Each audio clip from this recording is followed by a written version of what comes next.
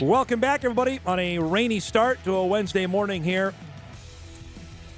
Marcus Wagner, you, Mary, AD, going to join us in about 45 minutes. Looking forward to that.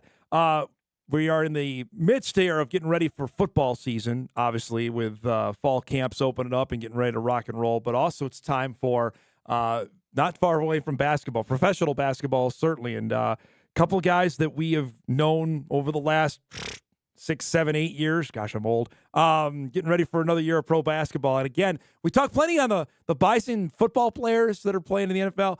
Again, a reminder, Bison Hoop, we did this story last year, but off of the 2019 team, I believe there are now 8 guys that are playing professionally, which is pretty darn impressive, including our next guest who was just a young freshman in that year in 2018, 2019, and now a hardened pro heading back out of Germany for his third year of pro basketball. Former Bison standout from Lincoln, Nebraska, one Sam Griesel joins us this morning. It's great to see you, bud. Congratulations on heading back over to Germany. This seems surreal now. This is going to be year 3 of pro hoops. Yeah, it's crazy. And first of all, thank you for having me on the show. I appreciate it. But yeah, it's crazy to think about because life happens and you just reflect and you're like, where did all this time go? And there's times, especially when you're in it and you're over there kind of feeling lonely sometimes, and you're like, oh, this is never going to end. And then you look where we're at now and it's 2 years down and it's like, what happened?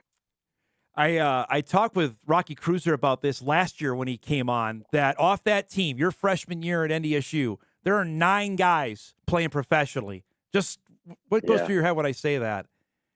I mean, I talked to quite a few of the guys still, and like we bring that up quite a bit, and it's pretty unbelievable to talk about. I mean, I don't know how many programs across the country can say that about a team, whether it's overseas or NBA professional basketball at some stretch. It's pretty impressive, pretty cool. Well, I mean, I remember that team fondly. You guys were just okay, and then boy, like something happened in February. You guys caught fire, and obviously we know what happened after that. But what do you remember about that group going through? Like, was there a part like, okay, we're starting to figure it out? Yeah, I mean, I think with any team, it takes.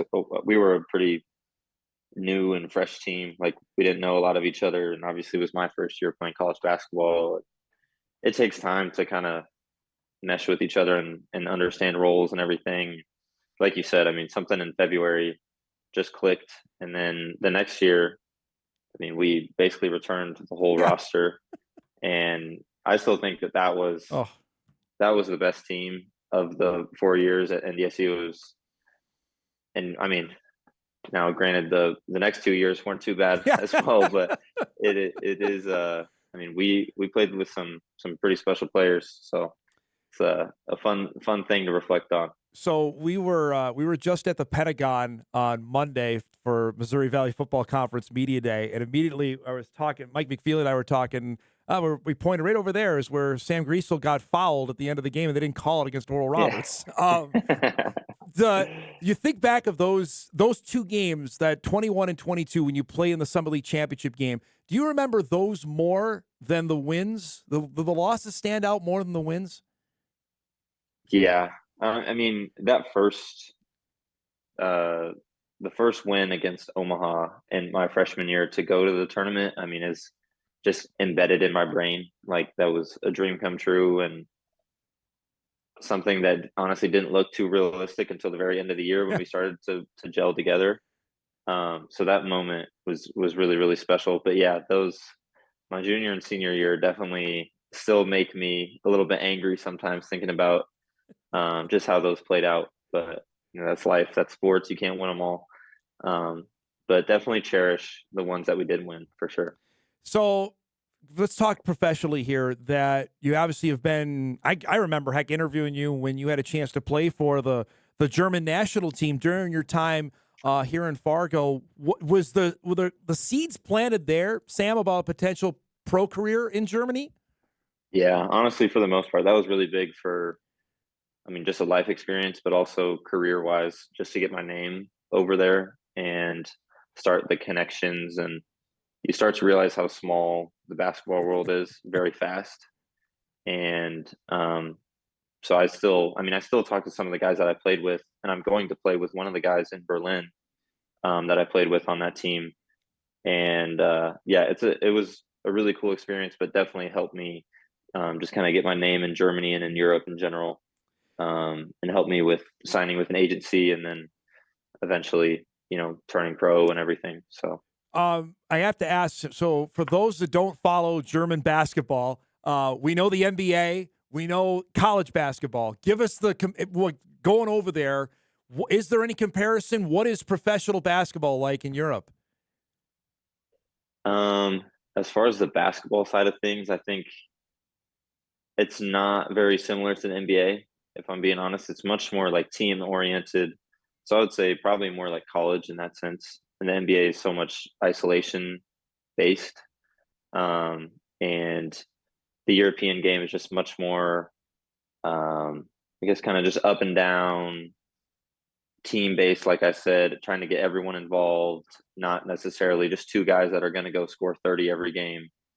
Um, and it's really physical and just really high level IQs. I mean, from the coaching staff down to the players, like it's a mental battle just as much as it is a physical battle every game. So it's a lot of fun to be a part of. What did you notice maybe right away, the adjustment level of going overseas? What was maybe the biggest adjustment you had to have? Probably physicality and just mentally, like knowing the game and the pace. Took probably 6 months to really feel like comfortable in. Um, and yeah, the physicality. I mean, it's one thing going from, I mean, even like a freshman in high school and going against 18-year-olds, and you're like, oh, that's a big difference. And then you get to college and it's 18, and you're playing some guys that are 22. And now, I mean, it's crazy. Some guys get to college, they're 18, they're playing 24-year-olds, which that's a big gap. And then now it's like, yeah, I'm much more developed physically and everything, and basically at my peak almost of I guess strength and everything. But you get to the pros and you're 23 and going up against guys that are 33 and have been doing this for 10 years. So it's not only the physicality, but the they've been doing it for so long that they know what they're good at and they don't stray away from that, and that's why they're there. So it's kind of something that I'm trying to hone in on a little bit too, to just figure out how I'm gonna like my niche in the pro basketball career. I'm always interested, Sam, of the atmosphere. Like how not? I mean, first off, it looks like every place you're playing. We're watching some video from this past year. The arenas are packed. How crazy is the atmosphere? How knowledgeable are the fans of basketball there? Yeah, I mean the fans almost take it more seriously, I would say, than some of the players sometimes. It is really like their livelihood, which is really cool to be a part of. And I mean, our home games in Bonn would be basically sold out, 6,000 people every single game. And the whole time, everyone is chanting, singing their fight songs. And it's a really cool atmosphere to be in. And I mean, there's other places in Europe, not just Germany. I mean, Serbia is known as being like the craziest basketball country. So there's specifically like two clubs there, where the atmosphere is insane, and same with Greece, where Tyson Ward's going to play. They have absolutely insane environments. And then I watched a lot of Rocky Cruisers games this year, Well, and he played in a championship in one of the European leagues he was in, and it was people were throwing things onto the court. It was sold out, 10,000 people, like security everywhere. It was a crazy thing to watch. Tyson Ward was telling me something similar last year when he was talking about what his experience in France of just it. And granted, France, we know that's Wemby's home country, like the level of player we know there. I mean, did you have to look around like, holy cow, like this, I'm doing this, I'm playing professional basketball in Europe. Yeah, yeah, exactly. It's kind of just one of those moments where it's, how did I get here? What happened in my life to, like, what's happening right now? So tell us, you're going to play for Alba Berlin this upcoming year after playing the last couple of years for Bonn. Well, how did that come about? Did they seek you out? Give us the backstory of where you're going to be playing this upcoming season. Yeah, I mean, it's all the negotiations and everything are through my agent, obviously. So we kind of had a few different calls at a few different times this summer. And ultimately kind of decided to go back to Germany. And yeah, Alba Berlin is a very historic organization in Germany, probably the most historic, if not, or most historic, maybe second, up for debate, I guess.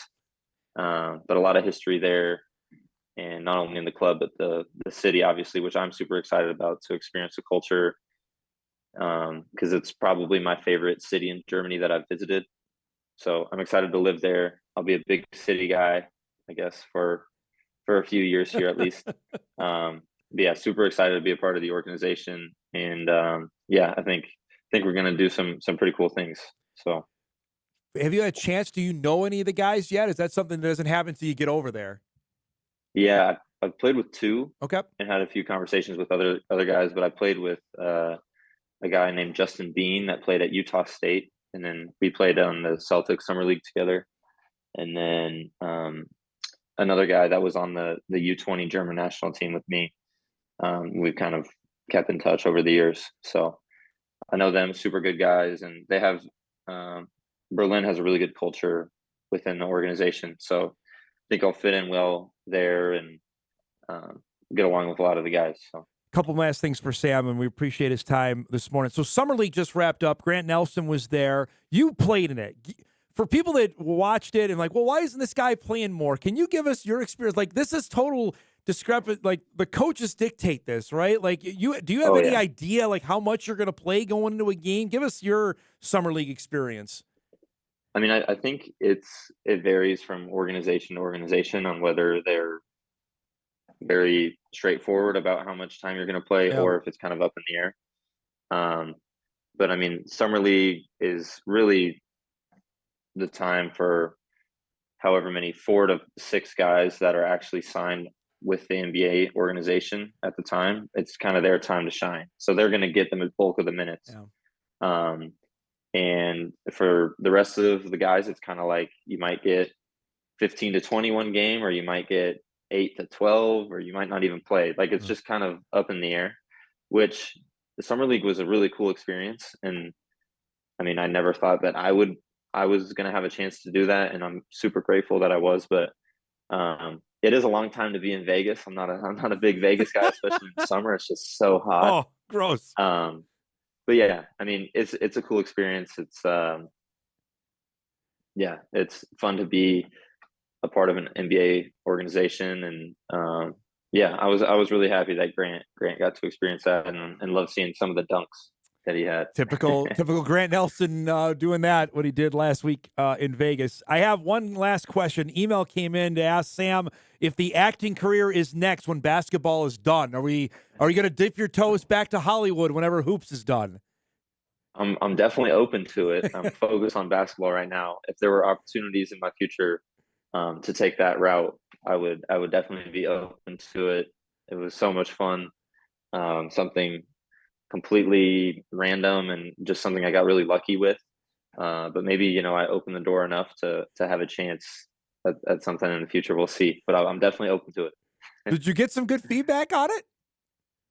Yeah, I mean, even like I personally, when you film it, you have no idea like what it's going to actually look like. Right. And so acting in it, I thought the scenes were going to look a lot different than they actually did, and I loved how it turned out. Like, first of all, the story behind it is so good, and so the movie is actually a good story and an emotional one, which is something that I like.